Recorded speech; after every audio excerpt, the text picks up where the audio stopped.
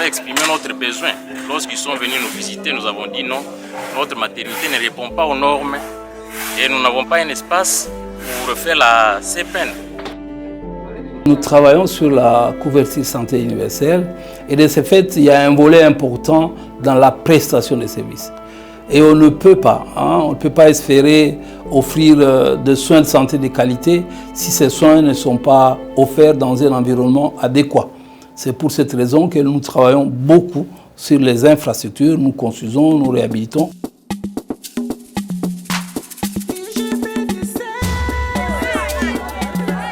Dans le cadre du PDSS, donc le projet de développement du système de santé, et dans ce projet, à travers un appui je dirais, direct du projet, nous avons réhabilité plus de 200 structures dans l'ensemble des provinces qui étaient ciblées. Et c'est d'ici où est née effectivement cette innovation de cette approche décentralisée ou donc cette approche provinciale de réhabilitation profonde des établissements de soins.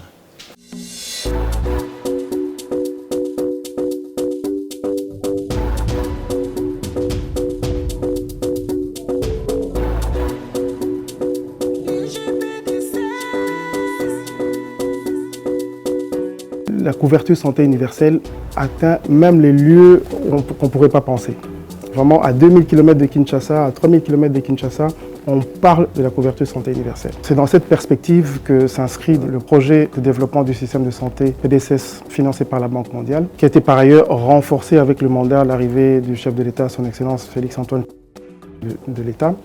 Il est vrai, nous avons déjà, au niveau des structures d'offres de soins, nous avons déjà, je dirais, construit et réhabilité plus de 1000 infrastructures à travers nos différents projets. Et là, ça signifie, quand je parle d'infrastructures de santé, c'est des hôpitaux, c'est des centres de santé, c'est des pavillons au niveau des hôpitaux.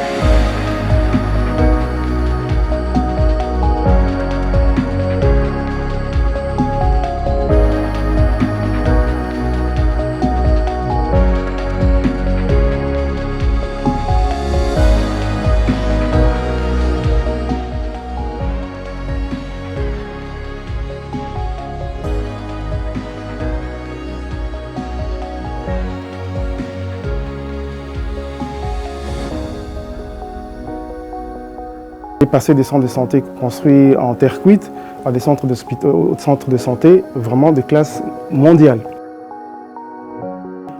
Lorsque les matériaux sont déployés sur le terrain par les entreprises, nous avons vu que ces matériaux sont vraiment sécurisés, puisque d'abord, à la réception, c'est la communauté qui participe.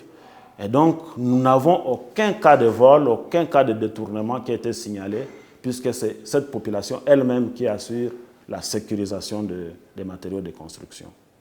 Le deuxième aspect, on peut dire de participation communautaire, c'est effectivement cette main-d'œuvre locale qui est utilisée.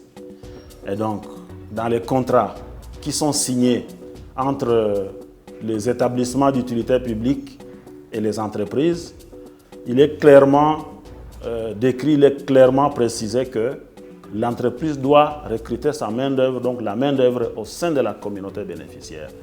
Donc, premièrement, nous avons